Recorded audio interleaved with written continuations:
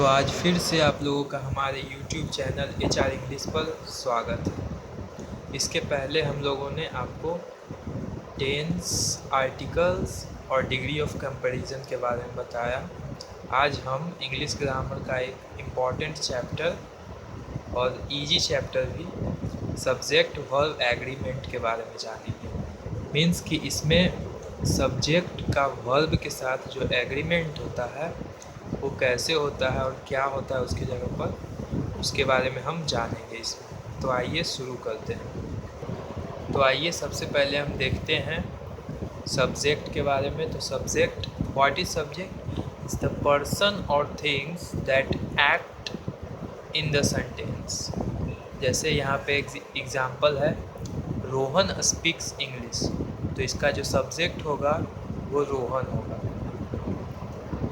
अब हम आगे देखते हैं। और मैं आपको एक चीज़ यहाँ पे कंफर्म कर देता हूँ कि हम लोग नाउन में प्लूरल वर्ड में एस लगाते हैं और वर्ब में सिंगुलर वर्ड में एस लगाते हैं।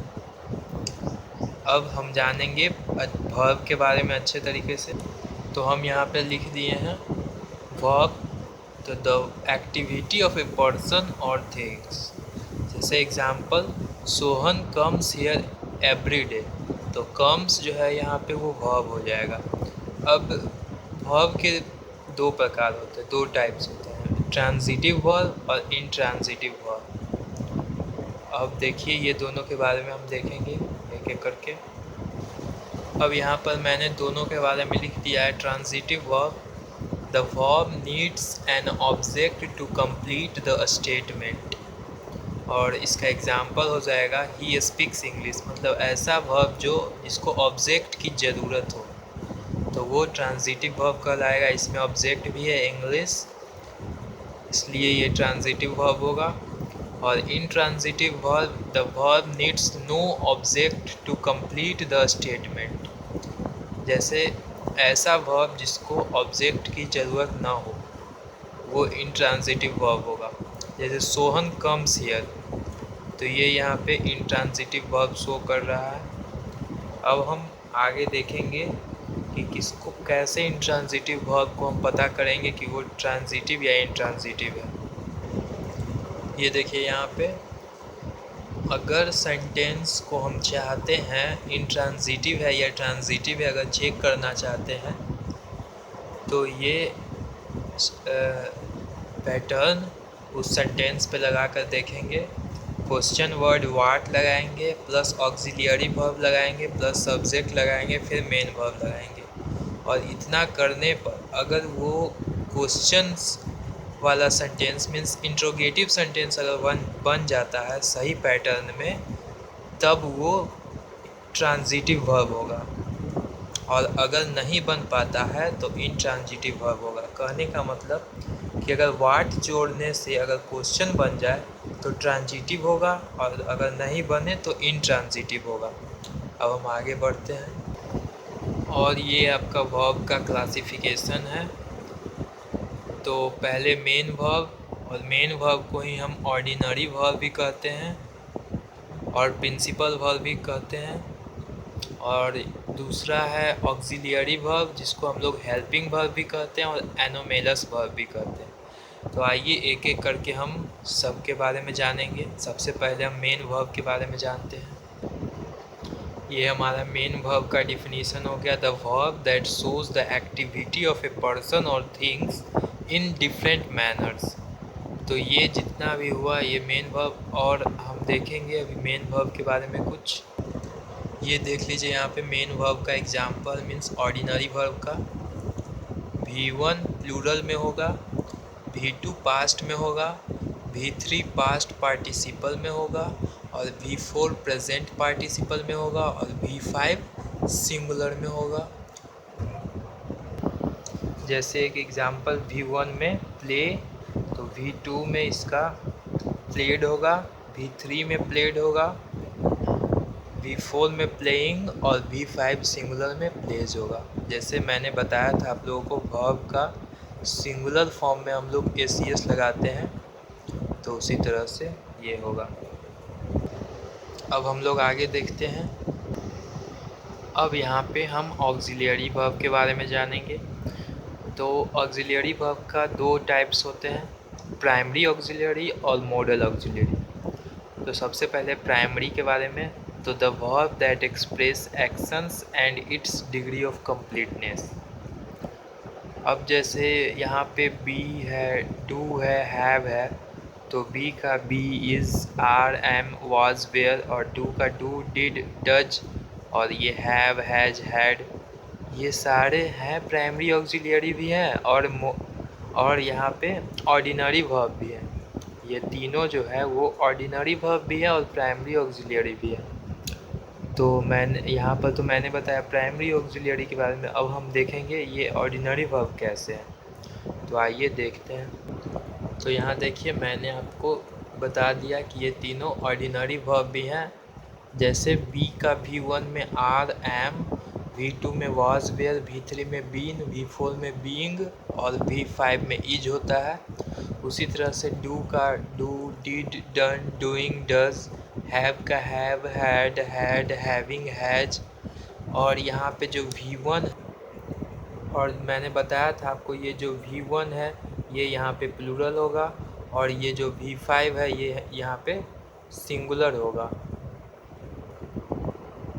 अब आइए आगे देखते हैं। और ये यहाँ पे देखिए auxiliary verb is always put with an ordinary verb. तो ऑक्सिलियरी वर्ब को हमेशा हम ऑर्डिनरी वर्ब के साथ रखते हैं। जैसे Sohan has bought a book, तो यहाँ पे हैज़ ऑक्सिलियरी वर्ब है और मेन वर्ब भी है। ऐसे यहाँ पर हैज़ ऑक्सिलियरी वर्ब का काम करेगा और जो बाउट होगा वो मेन वर्ब का काम करेगा। तो इसीलिए ऑक्सिलियरी वर्ब और मेन वर्ब दोनों साथ में आता है सेंटेंस में।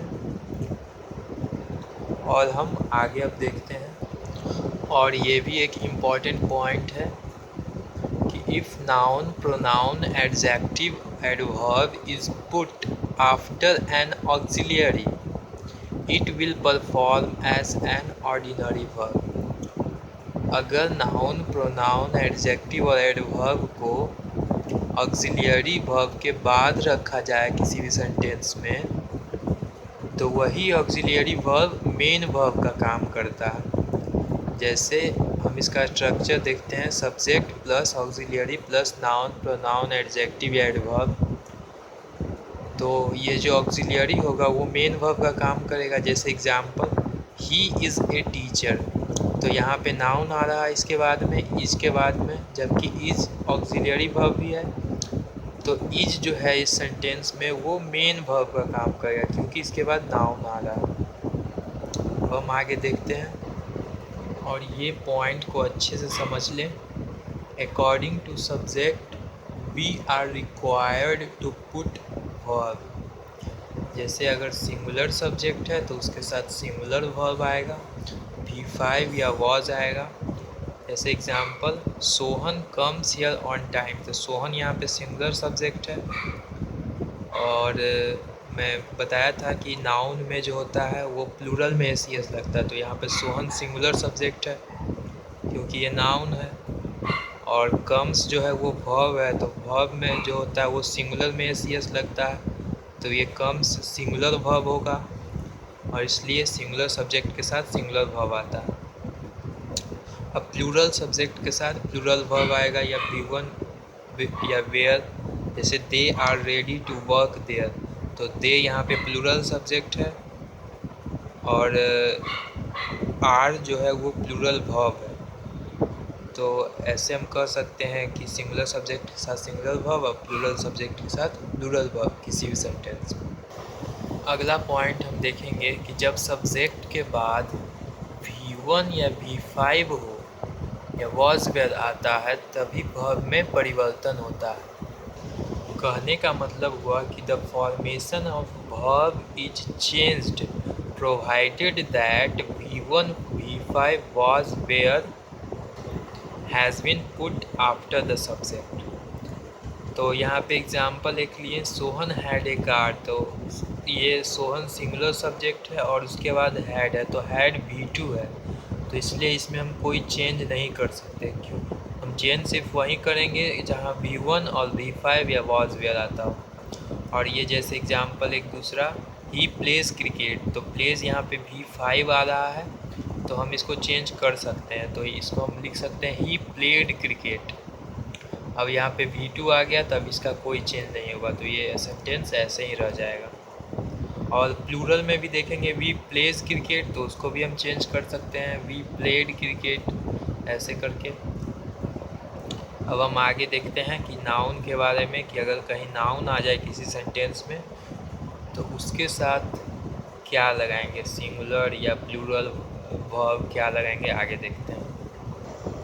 और ये पहला पॉइंट नाउन का, कि अगर प्रॉपर नाउन हो, अगर किसी भी सेंटेंस का सब्जेक्ट प्रॉपर नाउन हो तो उसके बाद हम लोग सिंगुलर वर्ब का यूज करते हैं।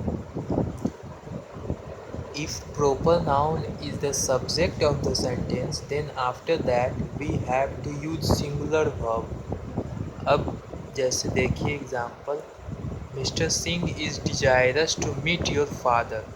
यहाँ पे मिस्टर सिंह प्रॉपर नाउन है और उसके बाद इज लगेगा, क्योंकि इज सिंगुलर वर्ब है, और हमने आपको बताया कि प्रॉपर नाउन के बाद हमेशा सिंगुलर वर्ब का यूज होता है, इसलिए यहाँ पे इज लगाएंगे, और बाकी जो सेंटेंस है वो ऐसे ही रहेगा। अब हम देखेंगे कॉमन नाउन के बाद। जैसे कॉमन नाउन में हम देखेंगे कि अगर सिंगुलर नाउन का सब्जेक्ट हो तो उसके बाद हम लोग सिंगुलर वर्ब लगाएंगे, और अगर प्लूरल नाउन का सब्जेक्ट हो तो प्लूरल वर्ब लगाएंगे। जैसे example, my brother has made the mistake, तो माय ब्रदर यहाँ पे सिंगुलर नाउन का सब्जेक्ट बन रहा है, तो इसके बाद सिंगुलर वर्ब लगाएंगे, हैज। और दूसरा, my brothers have made the mistake, my brothers plural noun है, तो हैव भी जो होगा वो प्लूरल वर्ब का होगा, इसलिए वहाँ पे हैव लगाएंगे। अब आगे देखते हैं। और ये कलेक्टिव नाउन है, कलेक्टिव नाउन को अच्छे से समझिए। जैसे जूरी, कमेटी, फेडरेशन, तो अगर ये सभी लोगों का ओपिनियन अगर सेम हो तो वो सिंगुलर सब्जेक्ट होगा। If the opinion of the noun is same it will be a singular subject. जैसे जूरी है, तो इसका एग्जांपल हम जैसे लेते हैं, the jury has given a right verdict. कहने का मतलब कि जजों के समूह ने सही फैसला लिया। तो इसका कहने का मतलब है कि ये जो यहाँ पर जूरी है, द जूरी, और इसके बाद हैज़, तो ये सिंगुलर सब्जेक्ट होगा जूरी। क्यों? क्योंकि ये ओपिनियन सभी लोगों का सेम है, तभी तो सब लोग मिलकर सही फैसला ले रहे हैं, तो इसलिए यहाँ पे द जूरी सिंगुलर सब्जेक्ट बनेगा, उसके बाद सिंगुलर वर्ब हैज आएगा। और दूसरे में हम देखेंगे कि if the opinion is different, अगर ओपिनियन अलग अलग हो, it will be a plural subject. जैसे the jury have divided in their decision, तो यहाँ पे डिवाइडेड आ रहा है, इन देयर डिसीजन मीन्स सब अलग अलग डिसीजन दे रहे हैं, तो यहाँ पे डिफरेंट होगा ओपिनियन सब लोगों का, इसलिए जो द जूरी आएगा यहाँ पे ये प्लूरल सब्जेक्ट के रूप में आएगा। तो इसके बाद हम लोग प्लूरल वर्ब का यूज करेंगे, तो हैव यू होगा यहाँ पे। अब हम यहाँ पे पुलिस के बारे में जानते हैं, तो पुलिस के पहले हमेशा द का यूज होता है, ए का यूज़ नहीं कर सकते, और जब भी होगा तो ये पुलिस, द पुलिस जो होगा वो प्लूरल सब्जेक्ट है, इसलिए इसके बाद प्लूरल वर्ब आएगा।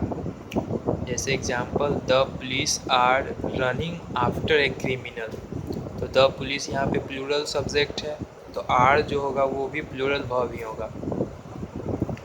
अब पुलिस मैन की बात करते हैं, तो पुलिस मैन जो होगा वो सिंगुलर सब्जेक्ट हुआ, और इसका प्लूरल हो गया पुलिस मैन।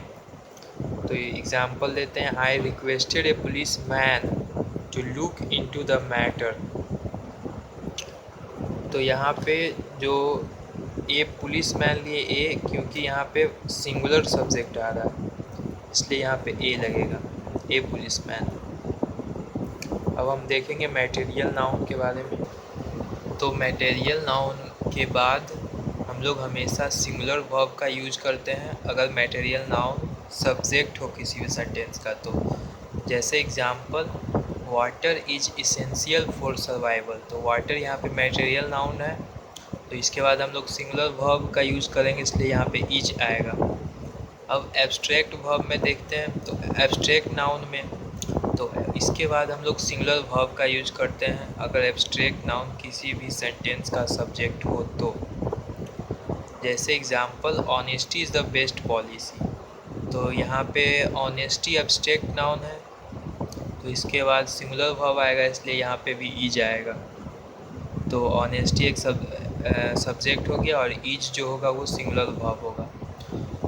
और तो बस आज इतना ही, और आगे हम देखेंगे प्रोनाउन को कैसे हम लोग सब्जेक्ट वर्ब एग्रीमेंट में यूज करते हैं। और फिर मैं बताऊंगा आप लोगों को कि कैसे, बहुत सारे हैं इसमें, बहुत बड़े चैप्टर हैं, इसलिए धीरे धीरे पार्ट वाइज इसको हम पढ़ेंगे, पार्ट 1 पार्ट 2 करके। और आज इतना ही। तो अगर ये वीडियो आप लोगों को अच्छा लगा हो, अच्छे से समझ में आया हो, तो लाइक शेयर कमेंट और सब्सक्राइब ज़रूर करें चैनल को। और मुझे विश्वास है कि आप लोग अगर पूरा वीडियो देखे होंगे तो अच्छे से समझ में आ गया होगा। तो इतना तो करेंगे ही मेरे लिए, क्योंकि मैंने इसमें एक भी डाउट आप लोगों के लिए नहीं छोड़ा। आप लोगों ने, मैंने जहाँ तक पढ़ाया पूरे अच्छे से पढ़ाया। और आज के लिए धन्यवाद, thank you, and wait for part 2।